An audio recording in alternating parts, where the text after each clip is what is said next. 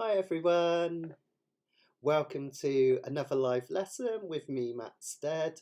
Today we're going to be having a look at movable chords on your ukulele, how you can play them in lots of different positions, and we're going to have a look at the piece Stay With Me by Sam Smith, which should be good fun. I'm just going to take a couple of minutes to catch up with your comments, see who's here. Hope you're all doing well wherever you are. So, hi Jackie, Jackie's here. Oh, you remembered to print your sheets on time as well. Brilliant, fantastic. Hi Chris, hope you're doing well. Hi Esther, good that you could make it. And hi Lisa as well. Hope you're doing well. Hope you're doing well, folks. So yes, actually quite a nice day here today. So it's been a bit chilly of late, but it feels like everything's woken up. I just spent about an hour this morning running around site. I think people think I've gone mad with my digital camera because the birds of prey have all woken up. So we had a peregrine yesterday, and today I managed to get a photo of the peregrine, and we had a kestrel on site as well, so that was nice. So that was great. Yeah, I've gone for my Peanuts t-shirt again, Lisa. It's terrible, you can see how bad I am. I wear the same jumper every day for a week. I was wearing this at Canacapila on Monday as well, but yeah, it's my favourite jumper at the moment. I bought it for Christmas, and I wore it for like a whole 2 weeks over Christmas. I love it so much. Hiya Robin. Hi Robin. So don't forget that you can join in on the live chat. A lot of you are already, which is absolutely fantastic. So and Esther says, sorry, Esther says on the chat rooms, she might be a bit quiet, but imagine she's just dashed around the room hugging everyone. That would be nice, wouldn't it? It'd be nice if we could do that in real life, Esther. Maybe next summer, eh?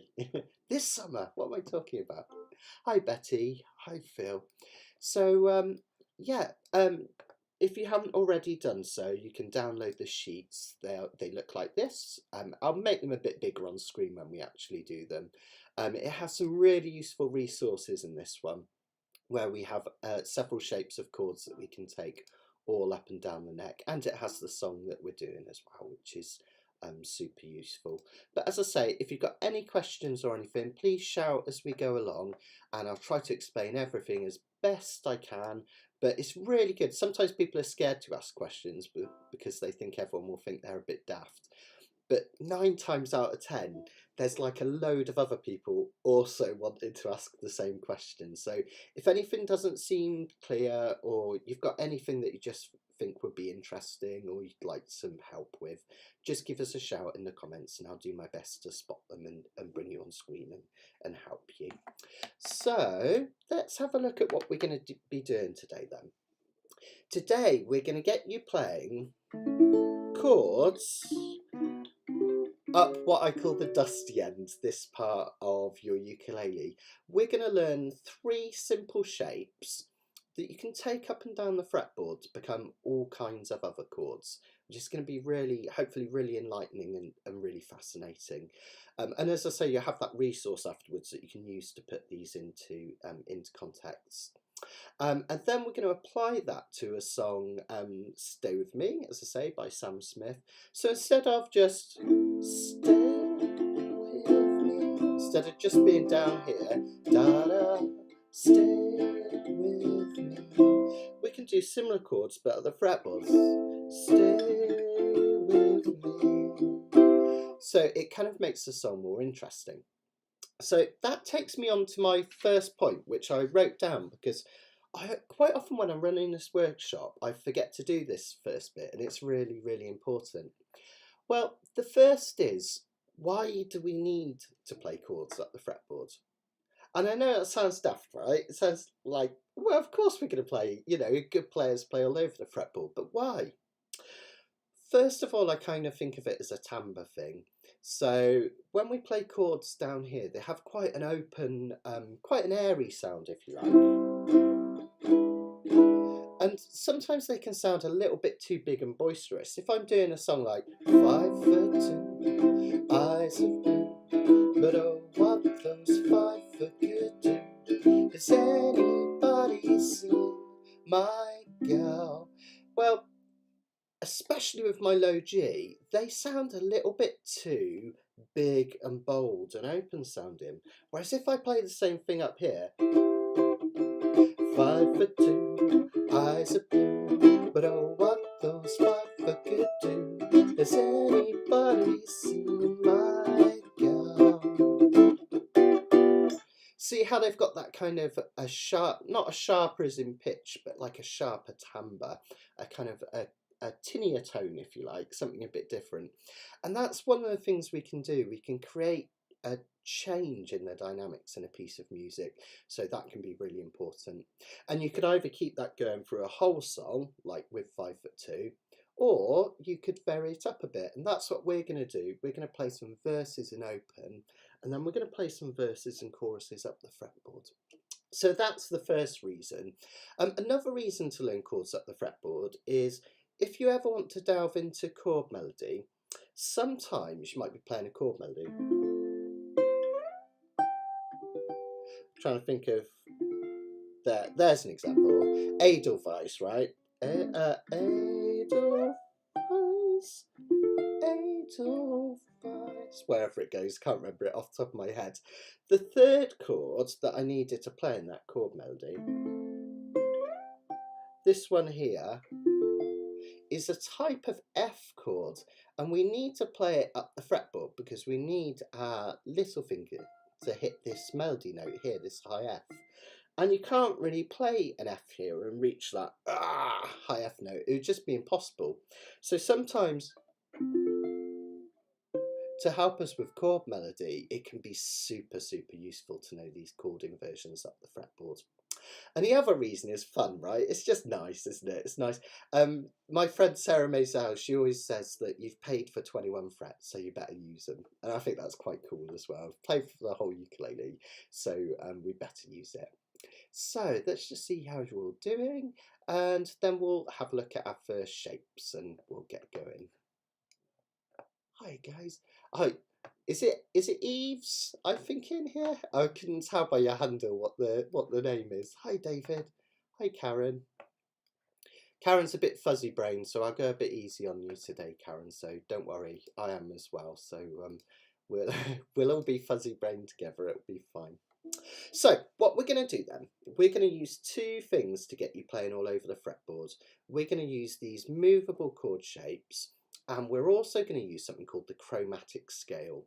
Now, most of you might have heard of the chromatic scale, or you might know what it is without knowing its fancy pants name, if you like. The chromatic scale is when we play every note that we can play in the Western world. All right, so that just means the alphabet, A through to A again, with all the sharps and flats, basically. Let's try it from A on our A string. Now, every movement up the chromatic scale is 1 fret on our ukulele, and that's going to be really crucial to remember later on. So try and remember that. 1 step on a chromatic scale is a fret on your ukulele as we go up. Okay, now if we think about the chromatic scale, it's just all the notes, as I say, in the Western world, and sometimes it's hard to remember which have sharps and flats and which don't, and that's where my because elephants fart comes in. Anyone that's seen my videos will know this is how I get people to remember the chromatic scale. It's totally daft. You put a sharp or a flat before or after every note, apart from between B and C, because, and E and F, elephants fart. I'll show you what I mean. Grab your uke. What we're going to do is we're going to play the chromatic scale on our A string. Let's see if I can do my close cam for this. There we go, that'd be better. So what we're going to do is, just with your thumb, try picking that open A string. We have an A note. When we go up to the first fret, that becomes an A sharp. It can also be called a B flat. Don't worry why for now, let's just call them sharp. So A sharp, B, because elephants fart, there's no B sharp, C sharp, D sharp, E, because elephants fart, no E sharp, F sharp, G sharp, and when we get up here, And we've gone through all of those notes. We call it an octave. We've gone right the way through the chromatic scale. Believe it or not, that's all the notes we can play in the Western world. There's only 12 of them. Let's do it again. A sharp, B, C, C sharp, reset at D, D, D sharp, E, no, E sharp, so F, F sharp, G, G sharp, and A again. And you can do that on any string. If we did it on the C string, we'd have the same thing, but just starting from C, right? C, C sharp, D, D sharp, E, F, F sharp, G, G sharp, A sharp, B, C. Okay, so that's the main thing I want you to remember from that scale. There's 12 notes and every one is a fret on your ukulele, okay, and no sharps and flats between B and C. Okay, now we can apply that to chords. We'll look at this in a lot more detail in a minute, but if I just show you the magic, any chord in the whole wide world can become a movable chord. All we need to do is get our first finger, our index finger, to act as the nut. I'll show you what I mean. What we're going to do is we're going to finger an A chord. Now, normal A major, most people would use their first and second fingers like this, right? That would be an A major, wouldn't it? It's kind of like an F with this finger moved up. Now, what I want you to do this time is play that chord, but use your second and third fingers like this. Okay. Now, imagine that nut, that white piece, could be black on some ukuleles, is acting as your index finger. If this is an A chord, if we sharpen it, so we move up one fret, remember that's one note in our chromatic scale, we've got an A sharp chord, which can also be called B flat. So just like we went A sharp, if we move a chord up one fret, A sharp, we also get a new chord. If I went one further, it would be B. Because elephants fart, no B sharp, so next one's C. Next one is C sharp. And the next one is D. And so forth. We can take them up and down the fretboard. It's really, really clever. So every chord in the whole wide world can become a movable chord, and as you take it up the fretboard, you sharpen the notes, you make them go higher in pitch as you go up. And that's the kind of the process that we're going to use for all of today. Only there are almost endless amounts of chords, aren't there? But what we're going to do is we're going to break it down to 3 shapes to make it easier. Just think of a chord as a collection of notes.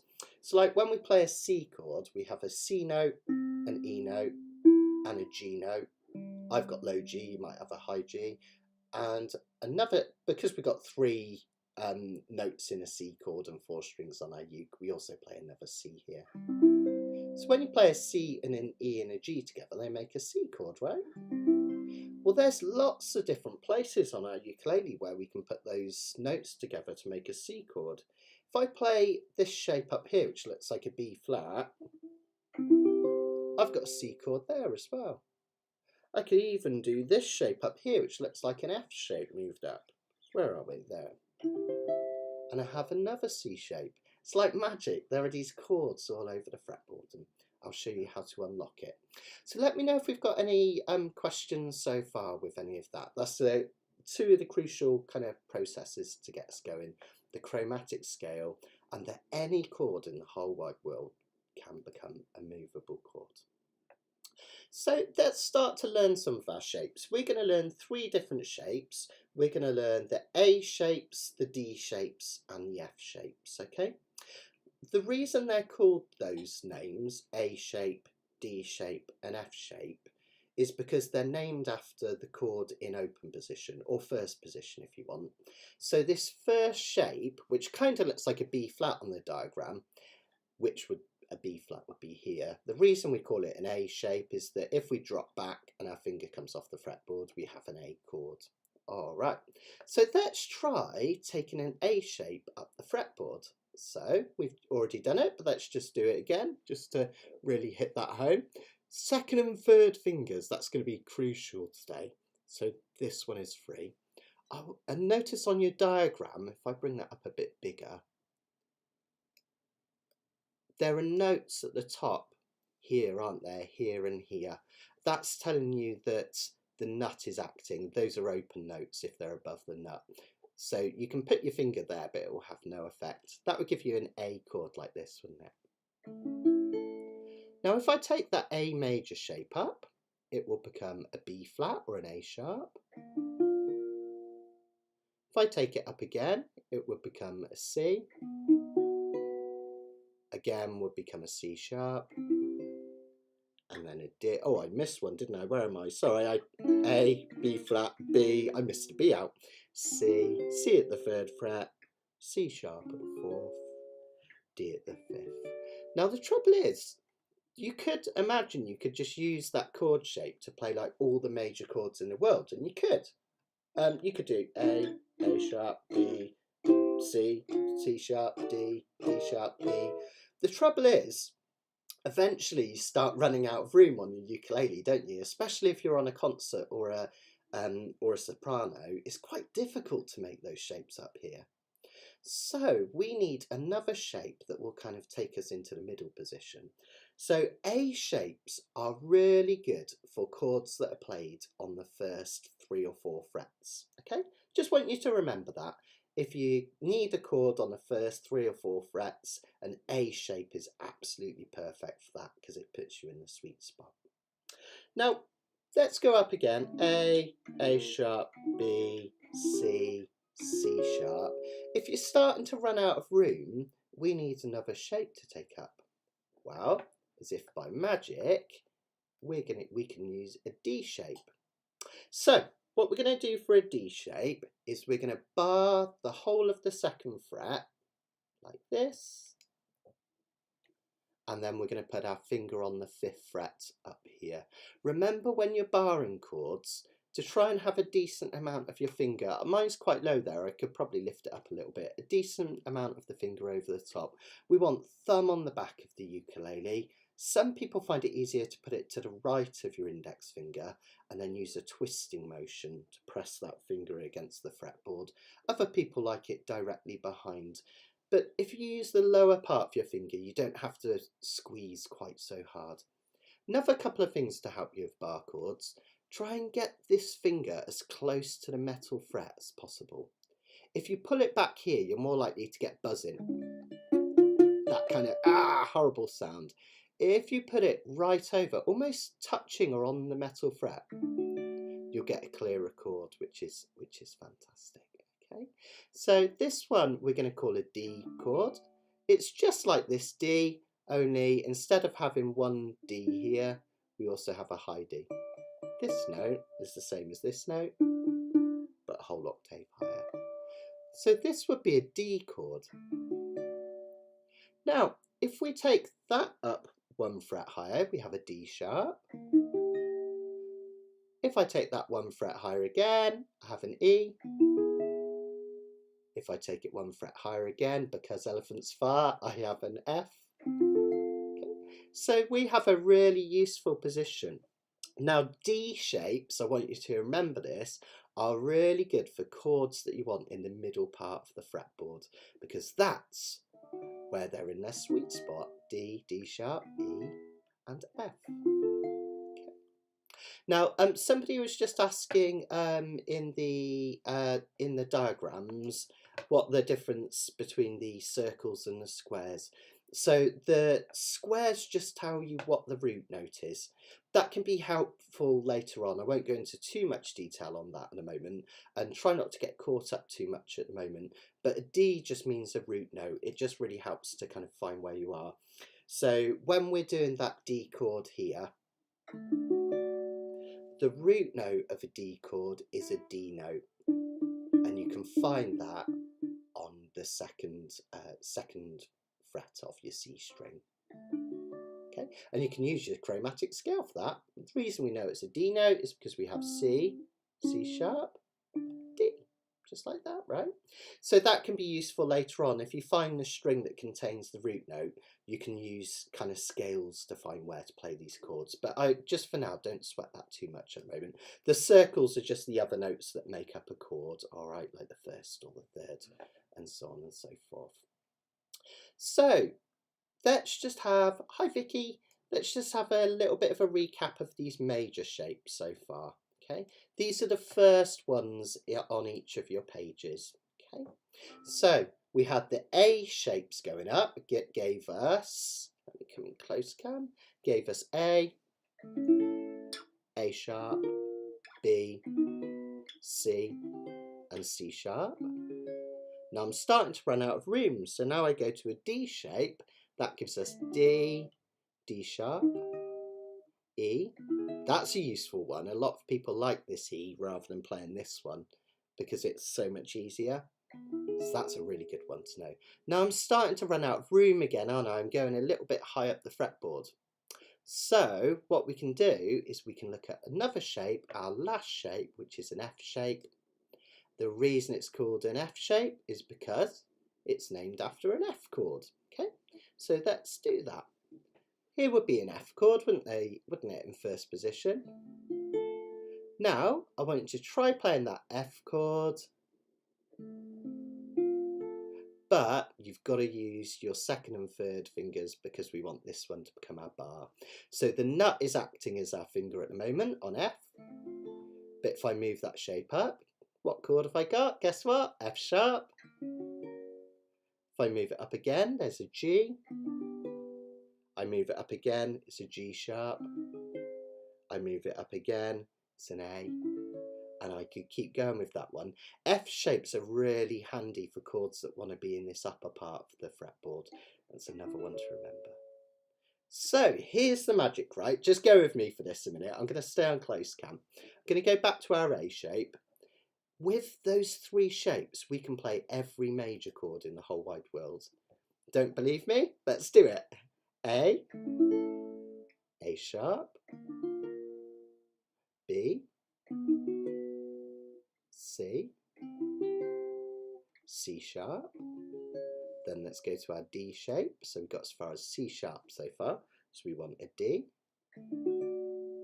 D sharp, E. Now we've got as far as an E. Let's go to our F shape, F, F sharp, G, G sharp, and we're back at A again. So just those three shapes covers every major chord that you can ever play in the whole wide world. So you could, I kind of prefer to get you to learn all the open positions first because that can be more relaxed for a lot of music and it's really useful to know them anyway, isn't it? But just think, with three shapes we could play every major chord in the whole wide world. It really is that simple. Now, trying to learn these can be a bit dry. There's a couple of ways you can do it. The first is you can practice exactly how we just did it, and I think that's a really good exercise. Now, I've got a bit of a hint for that one. If you are learning them kind of in a dry sense, just from diagrams like this, it's really important that you say them as you play them. It sounds a bit cheesy, doesn't it? But don't just go like this, because you'll kind of forget which one is which and where you got to. So as you say it, you go through that chromatic scale in your head. A sharp, B, C, C sharp, D, D sharp, E, F sharp, G, A, and so on and so forth. As you say them, you're kind of making this process in your brain which is going to help you to remember them. So that's a really good way of doing it. Now you can do exactly the same for all types of chords, so suspended chords, augmented chords, any kind of chord. You can just take it up the fretboard by turning your index finger into the nut of the ukulele. But I think of the most common three chords in the ukulele world as major chords, minor chords, and dominant chords, often called sevenths. All right, a seventh is a type of dominant chord. So major, minor and dominant, those are the main three chords. And then things like suspended chords, you can kind of think of them as one of those three chords that's been altered. So a suspended fourth is a major chord with the fourth note added instead of the third. Don't sweat that too much, but just know that it's like we've taken one of those three chord types and alter it. So let's do exactly the same thing with minor shapes. Now, a cool thing to notice is that these shapes are all related, and if you can start to learn the relationship between the major, minor and sevenths, it makes it much more easier later on. You can use this as a little trick. I'll show you what I mean. Let's come into close cam again. Okay. If we know that this chord is an A sharp, because we've taken an A and we've sharpened it, could also be called a B flat if we're in a different key, okay? Now, if we know that's an A sharp major, notice that to turn it into a minor, the only difference between the major shape and a minor shape is this finger comes away. It's hard for me not to have it in a way. It kind of looks a bit weird if I do this, but just know that I have lifted it, all right? If you lift that finger up, so you're playing the whole of the first fret and you're stretching over to the third fret of the G string, that gives you an A minor. Okay. So A major, take the finger away, A minor. How neat is that, right? Now, if I do a similar thing, I'll go back to that A sharp major. Now, if I take this finger off, it becomes the seventh chord. Okay, so A sharp major, A sharp 7. How cool is that? If you can think of those two little tricks for all those A shapes, right? You already instantly, you might not believe it, but you already instantly know chords all over the fretboard. Don't believe me? So, you know A sharp, A sharp, B, C, C sharp, D, all of those. But also by taking away that one finger, you know A minor, A sharp minor, B minor, C minor, C sharp minor, D minor. You know loads of chords. If we take away this finger, A7, A sharp 7, B7, C7, and so on and so forth. So learning the relationship between those three chords is really useful, and it can help you in songs as well. I'll give you another example and then I'll just stop for questions, because a lot of this stuff I can talk quite quickly and I want to make sure you're taking it all in. If I was to take that A major shape up to the third fret, it becomes a C chord. A sharp, B, C. So say I was playing a song that went from C to a C minor, I could play that shape and then just lift away that finger. C, C minor. If I was playing a song that went from C to C7, I could play that chord shape and lift this one off. C, C7. Okay, so it's really, hopefully you'll find that really empowering. That's what I want to happen. I don't want this to feel intimidating. I want it to feel really empowering. So yeah, that's it. So I'm just taking a question from Karen. Yeah, if you remember where the root notes are, you can know where all the other notes are on the fretboard. Yeah, that's another way of learning the notes on a fretboard as well, Karen. Absolutely. Yeah, you can tie all this learning in together. That's why a lot of teachers like to teach scales in movable positions, because it helps you with the chords, and the chords help you with the scales, so it's kind of like a really good thing as well. And Karen said she was smacking herself up in the side of her head, and David said smack your yeek instead. Just not too hard, David. Okay, so one more. Let's just do it so we've done all the A shapes. If we want to take a seventh chord up the fretboard, we could play an A7. Now, you probably all know an A7, don't you? It looks like this. And we want to take that up the fretboard. Well, we need our finger to become the nut. So we play an A7 with our second finger. The nut is acting as my finger. But if I move it up, I have A sharp 7, have B7, C7. That's a useful one. As well as C7 here, we can play it here. That can be really nice. C#7, and so on and so forth. Now, I won't go through every single one of these because obviously it will get a little bit dry if we do that. But every shape has the minor and sevenths as well. All right. No worries, Karen. Hope you're doing all right. Didn't realise what time it was. Don't. Never mind. You made it here eventually. That's the important thing, isn't it? So just to have a quick look, let's have a look at the D minor shapes. So we've done the D shapes, haven't we, going up the fretboard? Let's have a look at the minor ones. Now, these might look a little bit more complicated. If I bring it really big, I'll cover up my ugly face for a second. It's the middle one there. See all those minor ones? I'll explain the diagram a bit better as well, because that'd be quite helpful as well, wouldn't it? So this time, you don't always have to do a full bar when you're doing these chords, which can be a bit of a relief to some of you, because some people hate bar chords. And this is a good example. What we're going to do is we're going to take a D minor chord. A D minor chord looks like this, doesn't it? It's like an F chord, but with this extra note added here, 2nd fret of the C string. That would be a D minor. Now, it's difficult to take that up the fretboard and cover this fret because all our fingers are in the wrong order, right? So what I want you to do is try playing a D minor like this.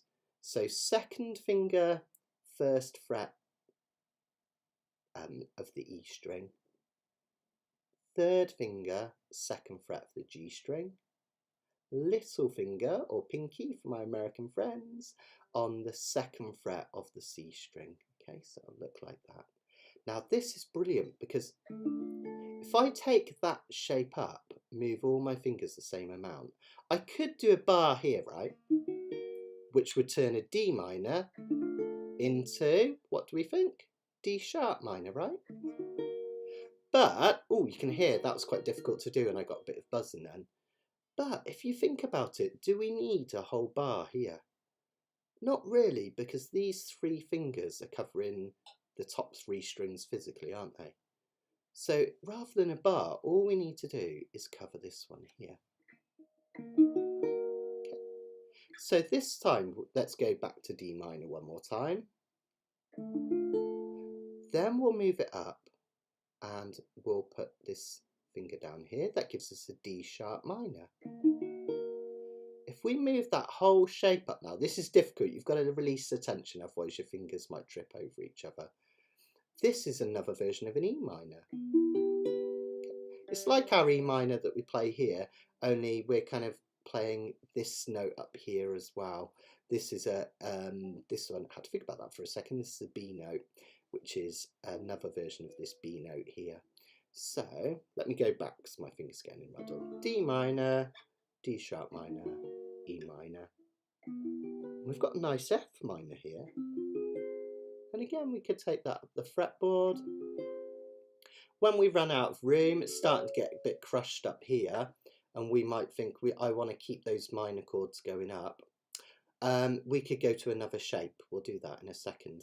But just whilst I'm here, these diagrams, can you see how it's working now?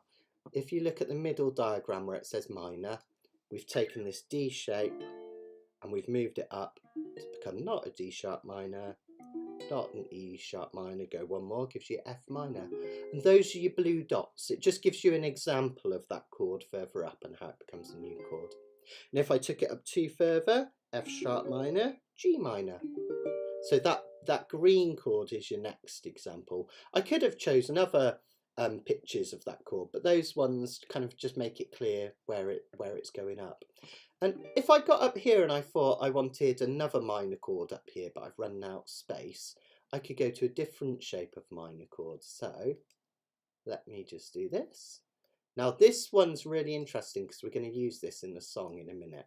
Okay, we're going to have a look at an F minor shape moved up. Okay, don't worry, I'm going to pause in a minute and take questions, guys, because I realise it's a lot to take in quite quickly. Now, most of you will know an F minor played like this, right? Where we're playing 1, 0, 1, 3 like that.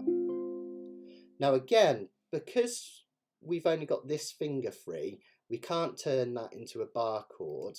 It's too awkward, isn't it?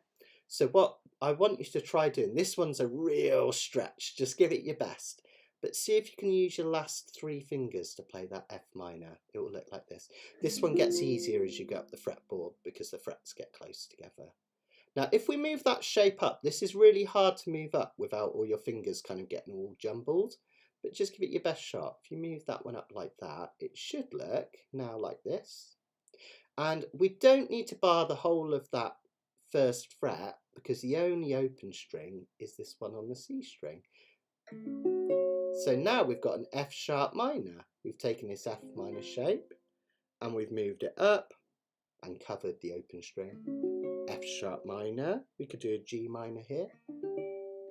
We could do G sharp minor, and I could take it one more for A minor. And this is the A minor shape that we're going to use in the song later on.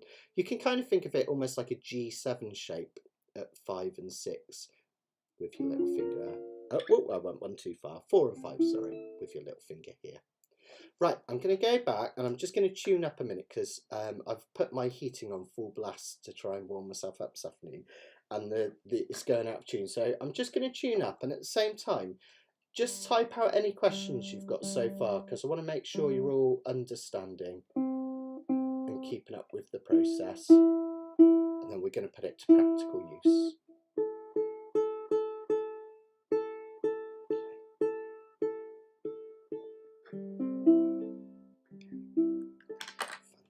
Okay, so let's just see if we've got any questions. I'll bring this back up a second. Okay.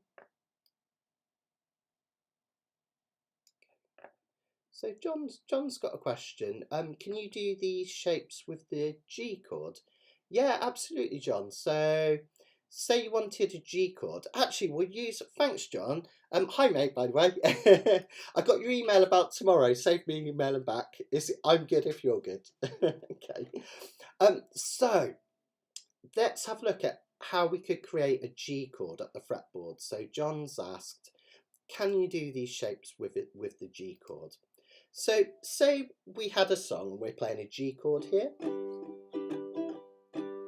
And we were thinking, that's nice, but the second time I go through the chorus, I want to play a G chord up here somewhere. I want to take this one and I want to play it a bit higher up here. So how do I find the shape that will work with a G chord up here?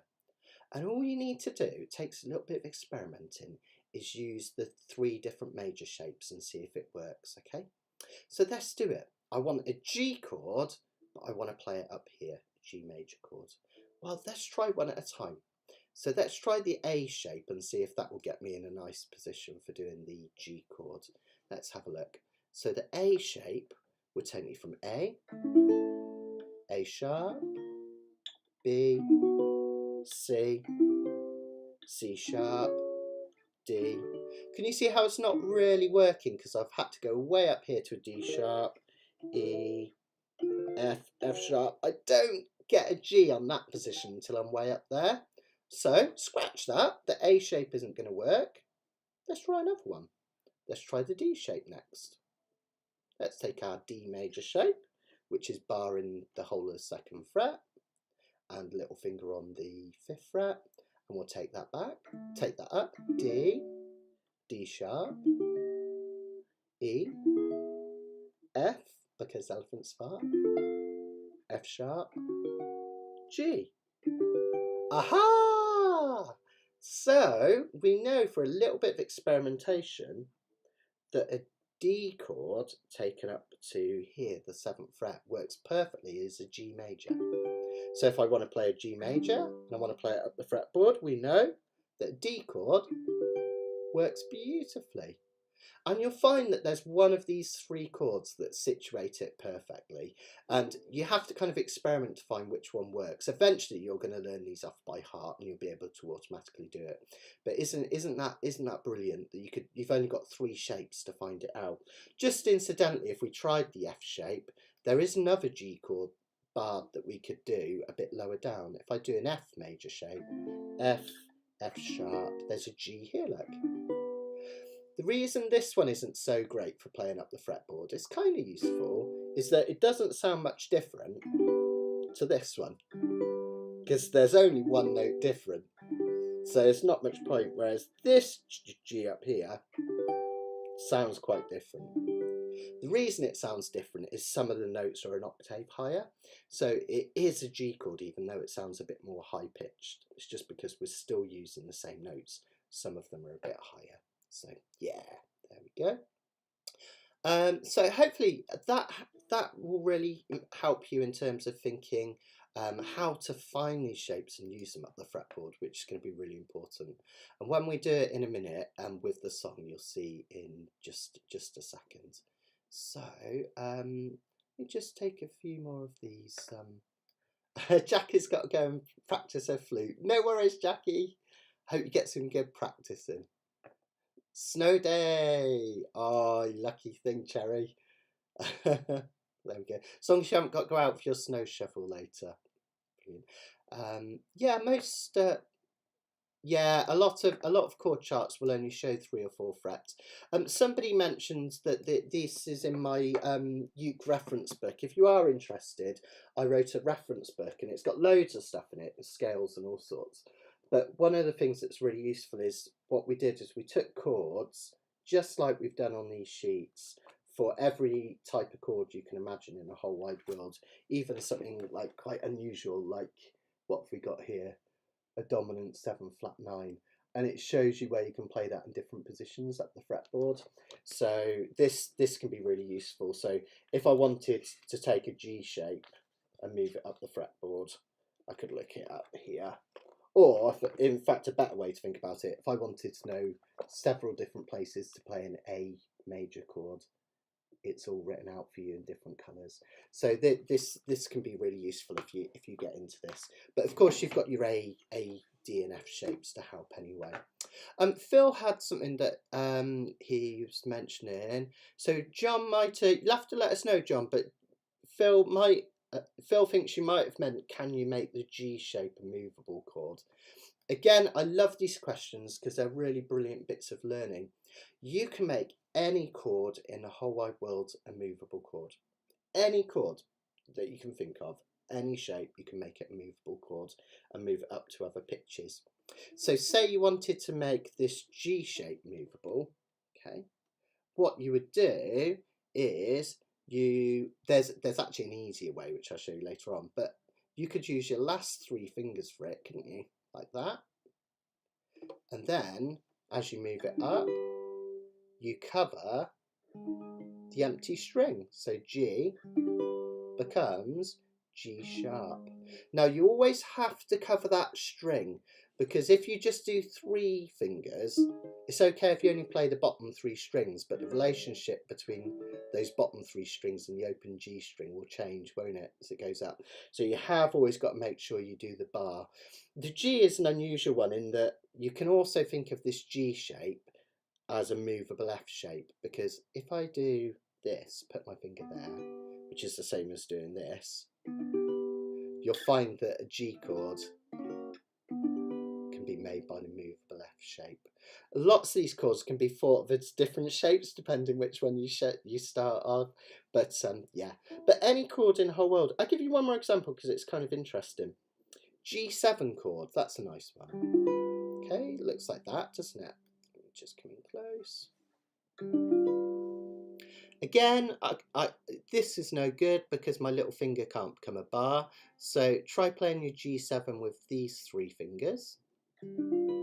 Now G7 shape can become a movable, becomes a G sharp 7, and I only need to cover that one. It could be moved up. This is a nice A7 shape. I use this quite a lot. Use this in this lovely kind of jazz little rundown that I do quite often. So it's quite useful. So any chord in the whole world can become a movable shape. Isn't that cool? Hi Tim, how you doing? Hope you're keeping well, mate. Okay, next question, which I get quite a lot in this. No one's asked it yet, but it's how do you learn these things? As I say, the first thing you can do is you can just literally use these shapes to practice each one. Go through all your major shapes, A, D, and F, all your minor shapes, A, D, and F, all your seventh shapes, A, D, and F, and try and also kind of make a mental note of how the minor is different from the major just by moving certain fingers. But I think the best way to do it is to put it into practice, and that's what we're going to do. Before we do our version, let me give you an example of a really simple one. Think of a chord that comes up all the time when you're playing. So when I'm doing uke songs, I think probably the most common ever chords are like C, F, A minor and G, aren't they? Perhaps G7. So take one of those chords, say a G7, and any time you see that chord in the song, see if you can find an alternate place to play it up the fretboard. So I quite like a G7 played from an F movable shape. I'll show you. So let me just go. It's here. So on your F shapes. Oh, I went one too far. Okay, don't sweat the detail on this one, but if I bring this up and move it over here so it's big. Now, a lot of you will know this shape as an F7, right? It kind of looks like this. 4-finger chord, isn't it? You can do an F7 like that, but it's great to have this little finger down as well. Okay, now if you play that shape, F7, 2 frets higher, it's a G7. That's a really useful one because it puts you in the middle of the fretboard. So a really brilliant way to learn this shape and to get your fingers used to it. Take a song that you know, or any time you play any of your songs, any time a G7 comes up, try and play it up there. That's the way I learnt these, and I think it's a lot better applying them than just doing kind of dry learning again and again. So I would go to my local uke club that met down the pub every other week, and I would pick a different one each time. The next week I'd go, after I'd mastered G7, I'd think, I don't know, a D minor. Every time a D minor comes up, I'm going to play it up here. And every time we played a song of a D minor, I would force myself not to go for the easy option, to play a D minor up here. And you start to kind of piece them together. And of course, one last thing, you can use a bit of logic, right? Using that chromatic scale again, and knowing that if we sharpen, we go a pitch higher, and if we flatten, we go a pitch lower. If I know that this is a D minor, just kind of humour me with this, don't worry about remembering it. If I know this is a D minor, and I needed an E minor in a song, well, I can use my logic. If that's D minor, that has to be E minor. Okay. So once you know one shape up the fretboard, you can make other pitches with it. Again, if I wanted to play, I don't know, a C minor in a song, and I know that's D minor, I know if I go back, I get D flat minor, C minor. There it is. So you can start to use a bit of common sense as well to fill in the gaps, which is totally awesome. So let's put this into practice. Let's have a look at Stay With Me by Sam Smith. This is a lovely song because the chords are relatively easy, and it's basically the same 3 chords over and over with just a couple of extras in. All right, so what I'm going to do is I'm going to teach it to you in open position first, and then we're going to look at an alternative for each of the chords within it so we can play it up the fretboard. And that's what I want you to do with some other songs. David had a question. He calls it the, on guitar they call it the caged system. Yeah, absolutely. So David, it's exactly the same on this. I've taken the A, in fact I've used an F, haven't I, rather than a G, but I've taken the A, F and D from a cage system. That's what I'm doing. That just stands for C shapes, A shapes, G shapes, E shapes, D shapes. Rather than learning 5 of them, which I think could be quite heavy going, I go for 3. So my system instead of caged is ADF, as easy as ADF. Could be the FAD system, couldn't it? FAD, if I put them in another order. Maybe I should have done B shapes, then it could have been fab. Anyway, excuse me, let's have a look at this song by Sam Smith. Now, this is a really, really simple song for the most part. It's mostly just F, A and C. Now the verses follow a really simple pattern. We've got one measure of A minor. This one's in common time, so just think 4 beats. 1, 2, 3, 4. Then we go to F. 1, 2, 3, 4. Then we go to C, and this one is for 2 measures. 1, 2, 3, 4, 5, 6, 7, 8. Now if I play that more quickly, you'll hear it coming together. 1, 2, 3, 4. 1, 2, 3, 4. 1, 2, 3, 4, 5, 6, 7, 8. A minor. 2, 3, 4. F. 2, 3, 4. C. 2, 3, 4, 5, 6, 7, 8. I'm just doing straight 8 down strums, we call it at the moment. So just light down strums with the nail of my index finger. Let's give a verse a go. Let me just grab my sheet here. So here we go. 1, 2, 3, 4. A minor, F, and C. You can add some up strums if you like. Guess it's true, I'm not good at one night stand, but I still need love, 'cause I'm just a man. These nights never seem to go to plan. Now this time we've got A minor G C. I don't want you to leave, will you hold my hand? Let's do another verse. I guess it's true, I'm not good at one night stands, but I still need love, 'cause I'm just a man. These nights never seem to go to plan. I don't want you to leave, will you hold my hand? Now chorus is pretty much just A minor, F, C again. In fact, you can play this whole song just by doing A minor, F and C, but we're going to put a couple of more sophisticated chords in. First time round we do have just A minor, F and C. Oh, won't you stay with me? Then the next time we're going to do A minor, F, but this time we're going to add a G on the end of it. So this is going to be 1 measure of A minor, 1 of F, 1 of C, and then we're going to add a G on the end. Okay, not too bad, right? Then we're going to do A minor, F and C again. Now this time we're going to add a G sharp diminished 7.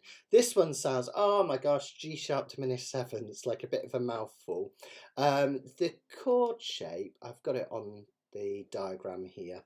It's the first one we will do for now, which is the light blue kind of symbols. Now diminished 7ths, people get a bit freaked out by them, but they're actually relatively easy to do. Think of it like this. Think of it like you've taken a G chord, you know, like your normal G major chord, and you've moved it to the top 3 strings, shift it over, little finger comes down. So really picture that G shape up there, okay, G shape up there.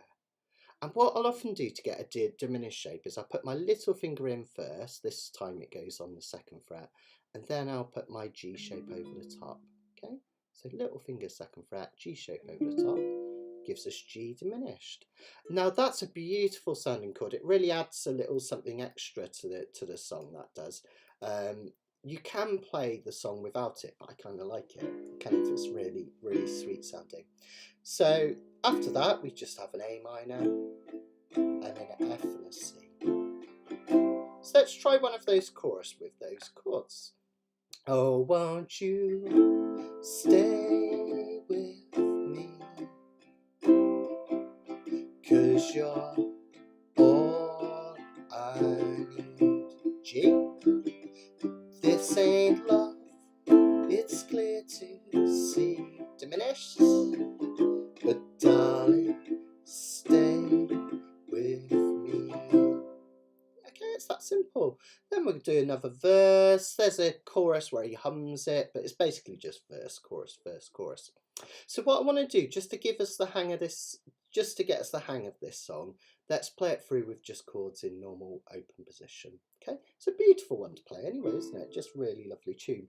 I'm not going to sing it high like Sam Smith does because your ears are probably hurting enough already. So we'll give them a rest. Okay, so come in on true. 1, 2. I guess it's true, I'm not good at one-night stands, but I still need love, 'cause I'm just a man. These nights never seem to go to plan. I don't want you to leave, will you hold my hand? Sing along with me. Won't you stay with me? 'Cause you're all I need. Cheeky G. This ain't love, it's clear to see. Diminished. Darling, stay with me. Let's do another verse. Why am I so emotional? It's not a good look. Gain some self-control. And deep down, I know this never works. Well, you can lay with me so it doesn't hurt everyone. Won't you stay with me? 'Cause you're all I need. G. This ain't love, it's clear to see. Diminished. Darling, stay with me. Instrumental chorus now. Just follow it with me.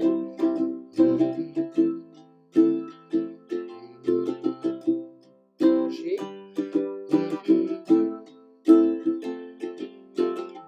Diminished if you can.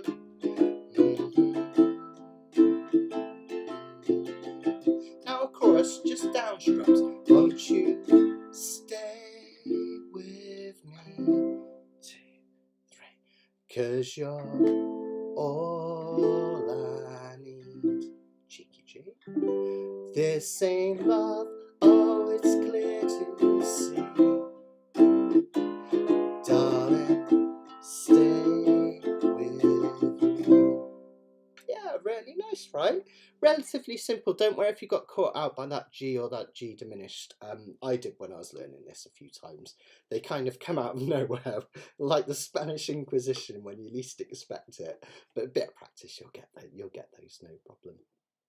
Now, this is a really nice example, and the reason I chose it, well, partly I chose it because I thought I never do modern songs, and this is modern for me. I know it's probably like 10 years old now, isn't it? But this is about as modern as I get. I thought it'd be nice to do a modern song. But the other thing is, because those chords are basically the same thing over and over, if we play that in open position, it's going to get a little bit boring for us, but it's also going to get a little bit boring for the listener. And I'm a really strong believer, not just on ukulele, but on any instrument. I try and do this when I play guitar and a little bit keyboards as well, right? Whenever you've got more than one verse and the chords are the same, I try to alter something about it each time. It doesn't have to be chords up the fretboard. It could be I'll alter the strum pattern or the volume or the dynamics, but I always try and switch something up. Because there's nothing worse as a listener of music of just listening to the same thing over and over. And if you really analyse songs by your favourite bands, even tunes that you might think are really straightforward, you know, like there's a lot of Ed Sheeran stuff where it's just the same 4 chords over and over. But you notice little things happen. You might have a little riff coming in on the second verse. You might have the bass doing something different. So it's kind of important that we get those dynamics in, isn't it? And one perfect way of getting dynamics, and particularly a change in timbre, is to try these chords up the fretboard. So let's do it. Isn't it a lovely song, Karen? Yeah, it's quite sweet and gentle. His version is beautiful. Like I say, you know me. I'm a ukulele player more than a singer. I can't sing like him, but his is really beautiful. I do almost like, whenever I listen to Sam Smith though, I could never listen to his album because he always sounds so angst-ridden on every song because of his beautiful kind of tortured voice that I can only ever listen to about 2 songs at a time, and then I start sweating and I think I've got to listen to the Beatles or something. So yeah, but it's gorgeous, and his voice is beautiful on the original, absolutely beautiful. So let's have a look at what we've done here then. We've got the 4 chords, 5 if we include the diminished chord, and we're using different shapes to play them up the fretboard. Okay, what I'm going to do is I'm going to take each of these in turn and I'm going to show you what I did. So the first chord is an A minor chord, okay? Now an A minor chord, we know because we're just playing it, right? It's just that 2nd fret of the G string, which looks like this. Now, I can't just take that A minor up the fretboard to become a higher A minor because I'll end up too high. Look, A minor, A sharp minor, B minor, C minor, C sharp, D, E, F, F sharp. It's going to be up here somewhere, isn't it? So I have to think of a shape that would work. And the shape that works really beautiful for this is an F minor shape. What do I mean by that? If we go back to our crib sheets, which are going to be really important for you guys in the next few weeks, look at that middle fretboard there. We've got an F minor chord, which looks like this, and we've taken it up the fretboard by playing it with our last 3 fingers, and we've taken it up a fret. Remember, we've then got to cover the open string behind it, so that's why it gives you this shape. That would give you F sharp minor. If I go up one more, another version of a G minor. If I go up one more, G sharp minor. And finally we have it here, it's our A minor. That's the first one. So we've taken an F minor shape and we've turned it into the A minor. Remember I said F shapes work really nicely in this middle part of the fretboard. Now that's quite a difficult shape, isn't it, to do just off the bat. Let's go back to it so you can see it clearly on the page without getting muddled up with all the other ones. Okay, now again, think about it as kind of sections. The way I think about this shape is it's like a G7 shape played up here. So it's like taking a G7, we've moved it up the strings and over. See how that could be thought of as like a G7 shape? Sorry, on 4 and 5. And then all you've got to do is just pop that little finger on the 7th fret of the A string. It's a bit of a stretch. So if you want to go up to that one, you think, it's too tricky, I don't know how to get all 4 fingers in, think G7 shape on the top 3, little finger over, and you get your A minor shape. Just let me pause for a second because I've got a question that's come in. So,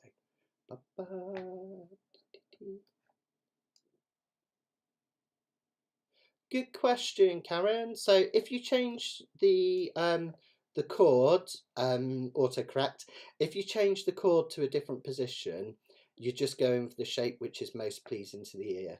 Yeah, that's one way of picking it. Most pleasing to the ear and achievable. Only one of those shapes will put you bang flat in the middle of the fretboard.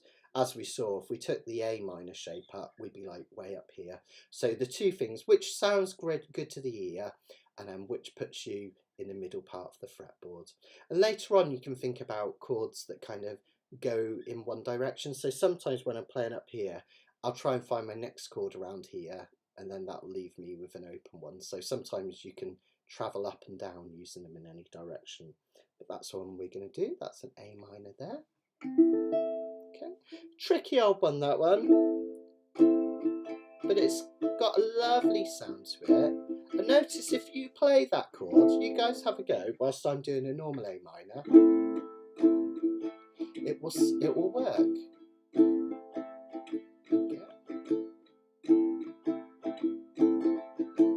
And if I play this one and you guys play a normal A minor, you'll see it works the other way as well. And in fact, that's another really great use for these movable shapes. Quite often if I'm playing with one other ukulele player, what I'll do is I'll get one of us will do open shapes, and then the other one will do up the fretboard shapes, and it's a really nice, you get a different timbre, and the 2 together will sound really nice. two players playing exactly the same shape is boring, right? It just sounds the same. But if you have one player playing that one whilst the other one plays that one, you'll get this lovely texture, and that's really, really useful. You'll see a lot of players that will do that. So that's our A minor. Won't you stay? Then we've got an F shape. Well, what we've done is we've taken a D shape. Rather than me going back for the sheets, I'll just show you. We've taken a D shape, which was this one. Okay, this would be a D major chord, barring the 2nd fret, little finger on the 5th fret, and we've taken that up until it becomes an F. D, D sharp, E, because elephants fart, there's no E sharp, F. Okay, so that takes us to this one. Let me come into close cam. That will look like this.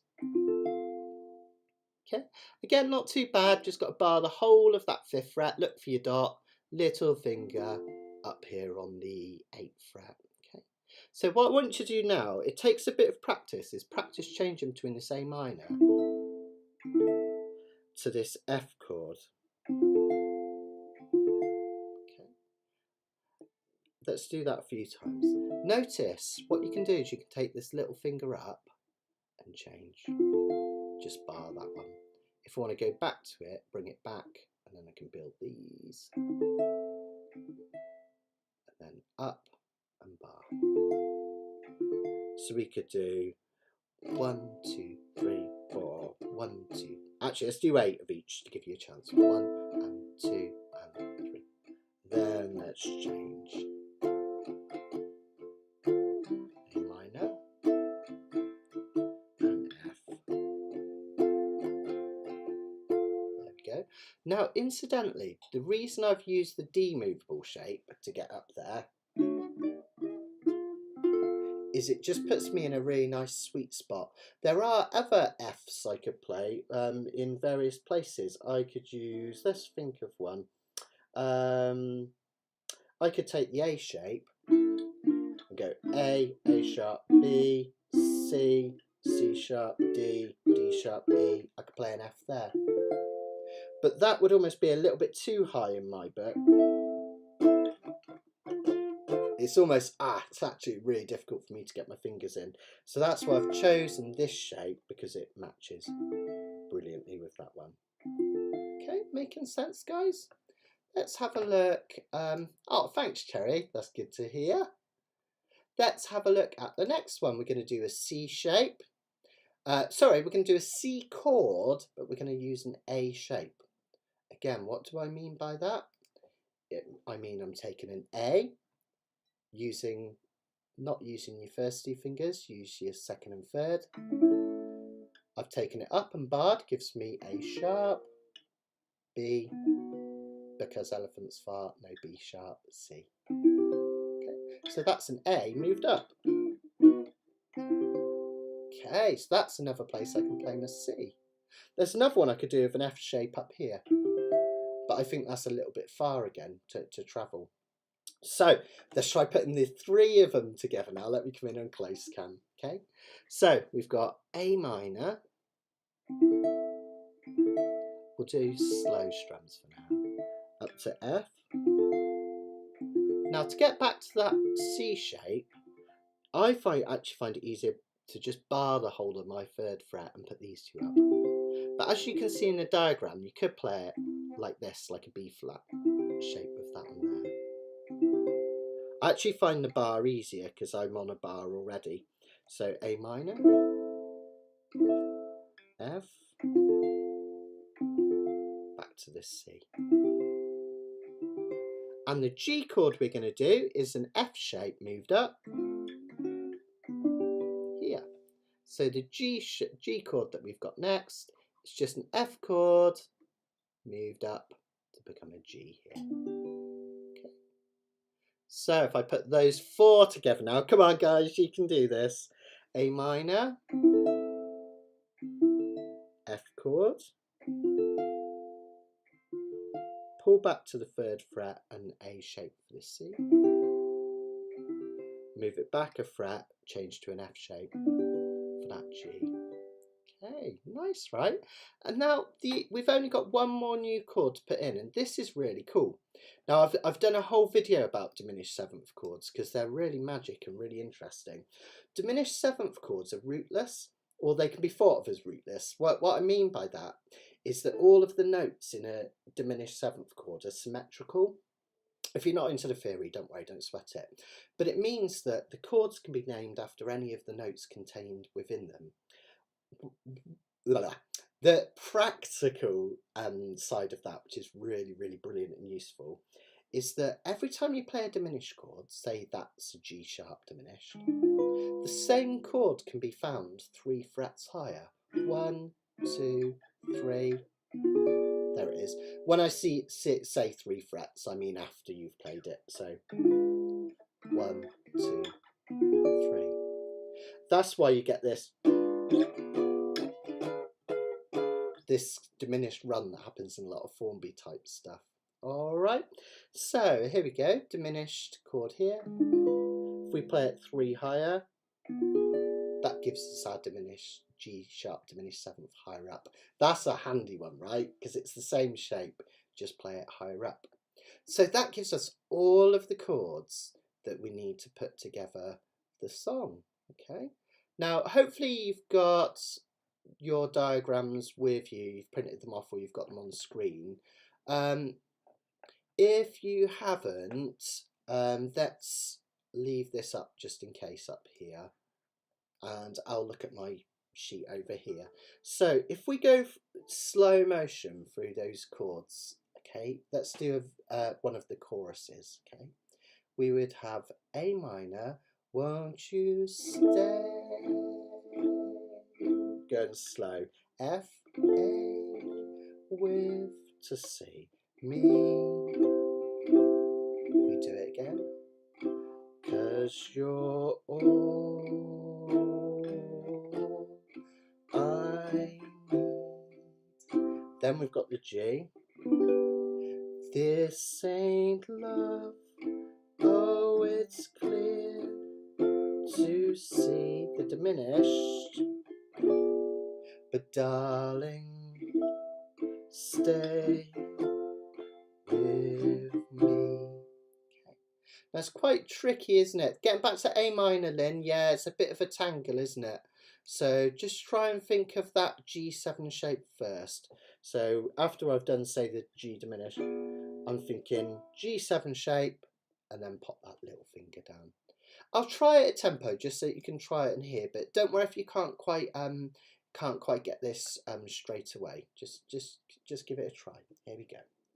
Oh, won't you stay with me, 'cause you're all I need. G. This ain't love, it's plain to see, but darling, stay with me. Okay, now that's really nice because now we can add some dynamics into our playing. We can do the choruses like that, and the verses we can do a normal open position. Now, if you're finding it a struggle to change these at the moment, that's fine, and I would when I was first learning these because they're really tricky bar chords, aren't they? What I'm going to do is I'm going to play the song, but you don't sweat strumming. Just practice the changes. You could even do it silently. So as I'm strumming, you go, won't you stay with me, because it's plain to see, this ain't love, it's all I need. You know, so you can just practice them. And if you do want to play along and you're finding it difficult, just strum the first beat of every bar. Gives you time to change. Won't you stay with me? See what I mean? Gives you a bit of time to change, and we'll give it a go. We'll try piecing it together. What we're going to do is we're going to do every verse with normal open chords and every chorus with the chords up the fretboard, and you should get a really nice kind of juxtaposition. Let's give it a go, and then I'll finish off with any questions, because it's entirely possible there'll be loads today. There might be none, you never know, but there was quite a lot there. So Phil, let me have a think about resources to learn chord families. The Canacapilla I do on Monday can be quite useful when putting together chord families, and I've got some videos on it as well on my YouTube channel, so it's worth subscribing to that and have a check through. I think I've got one on chord personalities and one on chord families. In terms of books, there is a really good book. My book's a reference book, so this is more about kind of looking things up when you need them. But if you find the kind of what chords fit together really interesting, like we do in Canacapilla, there's a brilliant book by Phil Dolman called How Songs Work. And it goes into the circle of fifths and kind of common chord patterns and things like that with the families. So that would be a really good one if you haven't already got it. It's called How Songs Work by Phil Dolman. And he also has one called How Music Works, which is kind of similar, but goes through a few different things. So have a look at those. All right. Okay, let's have a go then. What I'll do is I'll keep this up on screen because I think that's more important than the actual chord. Than the actual words and everything. I'll tune up one last time and then we shall give it a go, and hopefully you'll hear the difference we get. Okay. If you did enjoy this, don't forget to subscribe to my channel so you don't miss out on all the videos, because they do come thick and fast, and I do these every other Wednesday, so fortnightly. All the old ones are listed at mattsteadukulele.com, and it will tell you when the next one is as well, so you can have a look. And there's tons of these, and on there you can also find all my courses. There's a beginner's course, intermediate, advanced, all completely free. I do everything donation only, all right, on there, so you can just join in where you want to. Okay. Right, let's have a go then. Should we do this? We could do this. Here we go, nice and slow. So here we go. Okay, let's go not too fast a tempo. Luckily it's not too fast this song. Let's do a couple of A minor FCs to get us going. 2, 3, 4. Out there.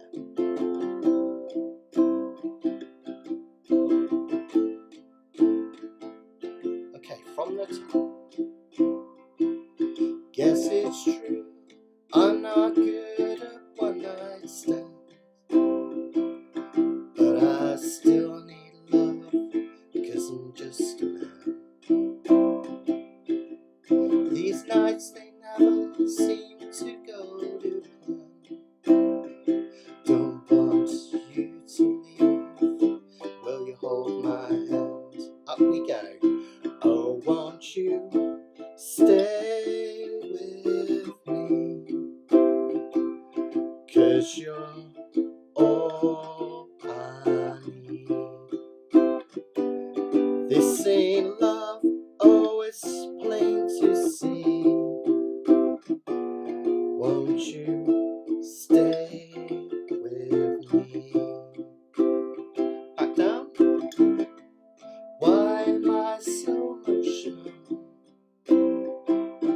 No, it's not a good look. Gain some self-control.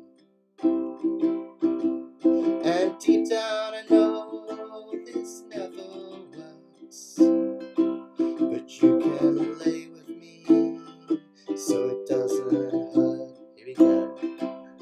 Won't you stay with me, 'cause you're all I need. Well, this ain't love, oh, it's plain to see. But darling, stay with me. Another chorus.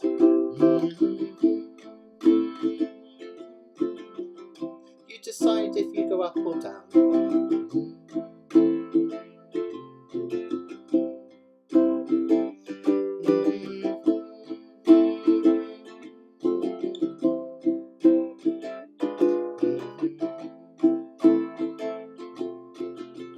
Let's do one up. Oh, won't you stay with me, because it's all I need. Well, this ain't love, oh, it's plain to to see. So won't you stay with me? Let's do one down. Won't you stay with me? Because you are all I need. This ain't love, well it's clear to see.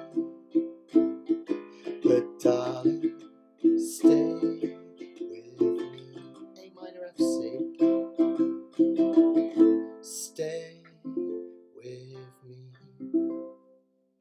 Ah, well done, everyone. That is a lovely song, isn't it? It's really, really nice, really simple. And honestly, if you find those G and G sharp diminished a struggle, whether they're down fretboard or not, you can actually just play this A minor, F and C. It sounds okay. You just miss that little bit of salt and pepper, I call it, on the chorus. But you can get away with just A minor, F and C for the whole thing. That's kind of interesting in a way, isn't it? How those really simple chords work really, really beautifully together. The reason they work is the minor chord is creating a sense of melancholy. The 4 chord, C, D, E, F, this is in the key of C, creates a sense of change, and then C chord is your resolution. So you basically got melancholy, change and resolution. And that's a really common chord progression to happen in any key round and round. So I hope you enjoyed that. Just before we finish, I wanted to say one really important thing. It's really easy as a teacher to kind of just presume how to kind of just presume that everyone can do everything, but those are really, really hard chord changes. So I don't expect you to get that right away. I just wanted to have a go just to see if anyone could, and to kind of aspire to it. But if you're finding them really tricky to change in time, first of all, practice them slowly. That's an obvious, isn't it? But also maybe tackle one at a time. So maybe have a play through that song, but every time an A minor comes up, do the A minor up the fretboard. All the other chords leave as they are. And then perhaps when you're comfortable with that, every time an F comes up, play it up the fretboard. And you could kind of just stack your learning like that, one at a time, and then eventually have all 4 up the fretboard. That's a really nice way to do it. Don't feel you've got to jump off that springboard for first time. Maybe just do it in stages, and that will absolutely be fine. So, and go easy on yourself as well. So it's, you know, these things take time. I've told this analogy quite a few times, I think. Not an analogy, a story. I used to do a lot more physical teaching than I do now. I still do a little bit, but I used to do a lot of big classes at local high school for adult education. And there's one guy that said, "Oh, I really want to be able to do these bar chords up the fretboards." And I said, "Yeah, this is how you do it, but be patient, take one at a time." And he asked me how long. He was like, "How long do you think it'll take to perfect?" And I said, "About 4 years." And I'm not kidding. He looked at me. It's the only time in a ukulele classroom, bearing in mind how relaxed an instrument ukuleles are, that I thought someone was actually going to hit me. He looked so angry. But I kind of, I calmed him down and I explained, it does take a long time to perfect it, because bar chords, not only are you having to kind of get your fingers into unnatural positions, there are things that can help, obviously, but you're having to build up muscle memory and also strength in your hand. And he asked to perfect, right? These things do take a long time to perfect, but you don't need perfection straight away. Just, we aim for the stars, but if you just get to the lower canopy of the oak tree, that's amazing, right? Just take it one stage at a time, and then it will fly by. In a few years, you'll be doing these without thinking about it. And I've been on exactly the same journey as you guys. When I first started playing ukulele, I hated bar chords, and I used to just literally, I'd flick through my book, and any time I saw a chord that was hard, I'd choose another song. And I didn't really start to improve on my ukulele personally until I forced myself to start doing hard things, but gradually. And it took me a long time, and I became impatient with myself. And I know that's what I want to pass over to you. Be patient, take your time, take one at a time, and the more you build, the more you'll get it. And honestly, I look back now and there are some chords that I thought I'd never be able to do, and I just do without thinking now. I don't say that to show off. I don't think I'm an amazing ukulele player by any stretch of the imagination. I think I'm competent, but that's it. I can do them now just through doing them again and again and again. It's building up that muscle memory. So yeah, take your time. All right, that's my reassuring speech over. There's quite a cool little one of my videos on YouTube. I do this little exercise which can help you get into chords quickly. And what I'm going to do, I'm going to say now, I'm going to stop the teaching as in the song and everything, so you can practice this as many times as you like later on. You can always watch the video back, but let me show you an exercise. Whilst I'm doing that, if you've got any questions, let me know. Shoot them off now, or any comments. It's really lovely to let me know how you got on, even if it's like I only achieved one of those chords. That's an amazing achievement, right? So you've got one of those chords. Let's go for that A minor one, because I think that's the hardest, isn't it? Because you've got 4 fingers and it's a stretch. So I have a game that I play and it goes like this. Let me see if I can move my screen down a little bit. What I want you to do is sit with your ukulele in your lap, and I want you to play whichever chord you're training. So I'm going to go for the A minor first. And what I want you to do is I want you to strum it once. Now, this is really important. You use your strumming hand. After you've strummed it, take your strumming hand and tap your knee, okay? Then, as you count the rest of the way back up to 8, get it in position as quickly as you can for the next time through. It will look and sound something like this. 2, 3, 4, 5, 6, 7, 8. So I've got all the rest of the time to 8 to get it ready. Then we do it again, but we tap twice. 1, 2, 3, 4, 5, 6, 7, 8. This time we tap 3 times. 1, 2, 3, 4, 5, 6, 7, 8. You get the idea. 1, 2, 3, 4, 5, 6, 7, 8. 1, 2, 3, 4, 5, 6, 7, 8.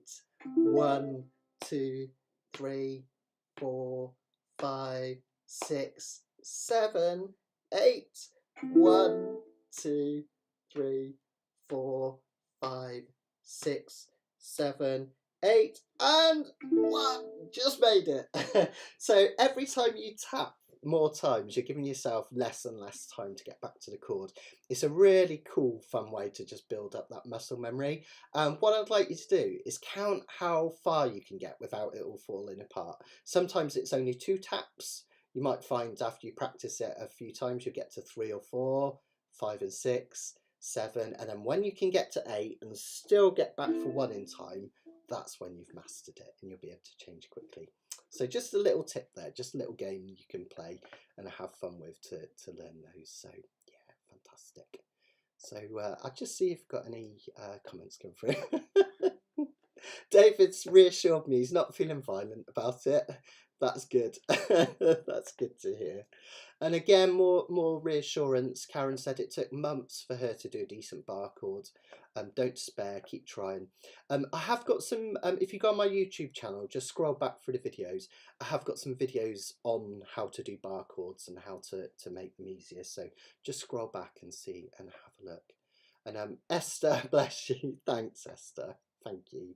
Esther says she thinks I'm an amazing player. I wasn't fishing for that. I really, really wasn't. But thank you. Thank you. Thanks, John. Yeah, I'm seeing John tomorrow. John's one of my physical students. We're going to get physical. Sounds like we're going to have a fight. I hope not, John.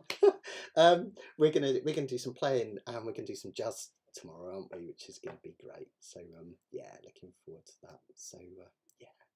Thanks, Karen. Yeah, this is my Maticus uke. So this is the one I made. I don't know if I can. You probably can't see inside without a light, but it's my Forest Ukulele's first one, and this is an oak leaf.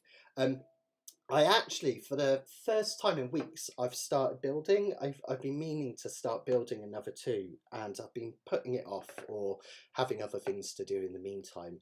And I finally got my workshop set up. I sharpened my plane today, which was a rigmarole, and I've got it ready so I can joint together two pieces of wood. So I'm starting my first two ukuleles tomorrow. This was my prototype built with Phil helping me, showing me what to do. So the next two are going to be forest ukuleles number 1 and 2.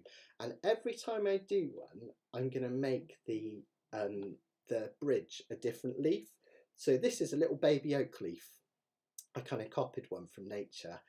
So next one might have a sycamore leaf, or an acer leaf, or whatever really. So I'm going to make them different, so it has that kind of, each one will be a flavour of its forest, and it'll be different. And I'm going to think of scenes to do on the headstock. I'm thinking of maybe doing forest scenes for ukulele number 1 and 2, which should be fun. So yeah, this is my baby. This is the one I made for myself. So yeah, cool. I just hang on a little bit longer. Yeah, so it's a cool little exercise, isn't it, David, to just improve that muscle memory. It works with any chords. It's a really helpful thing to do, I've found. So yeah, 4 claps is good, Rebecca. 4 claps is really good. Keep doing it. You'll get to 6 and 7 before you know it, and the more you do it, the higher you'll get. So yeah, that's it. Fantastic. There we go. Yeah, it can get a bit frantic, that one, at first. The more you work on it, you'll get it clear and kind of crisper as you go. But just be nice to yourself. So yeah, John, I'm seeing John tomorrow as well. That's quite cool that you're both here today as well. Thanks, John and John. 2 different Johns I'm seeing tomorrow. So yeah, should be good fun. And thanks, Betty. Thank you. Thanks,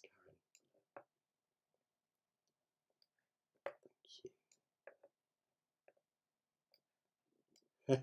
Cheers, Chris. Cool.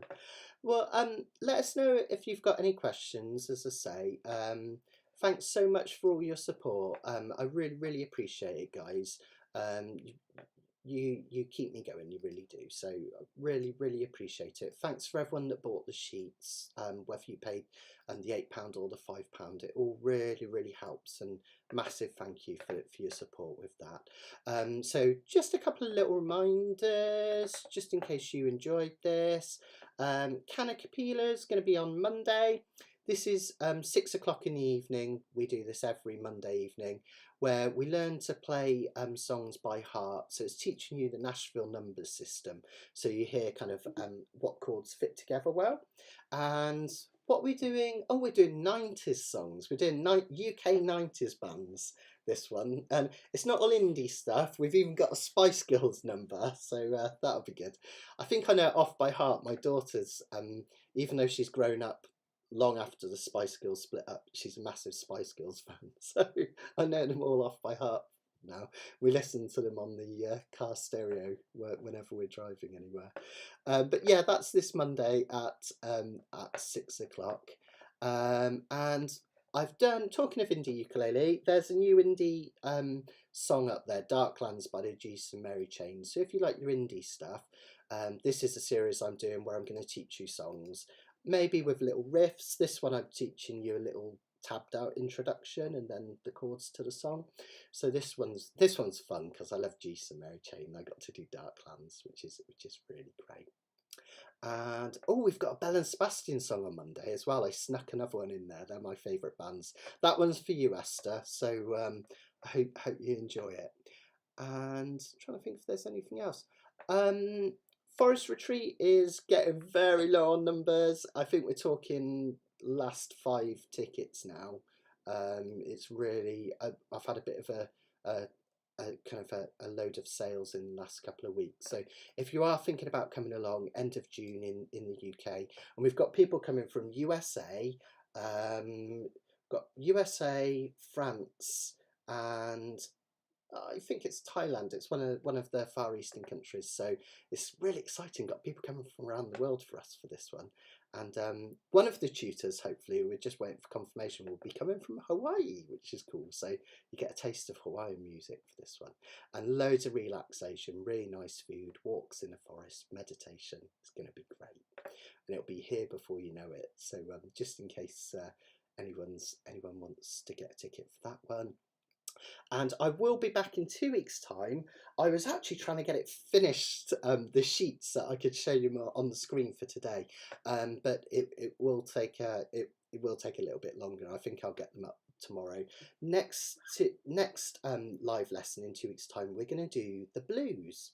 We're going to look at a really simple 12-bar blues, and I'm going to show you historically how that changed with time by getting more and more jazzy.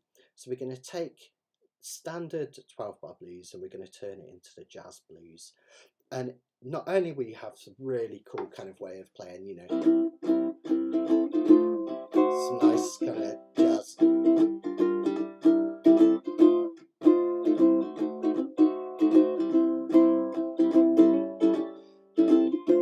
all that stuff.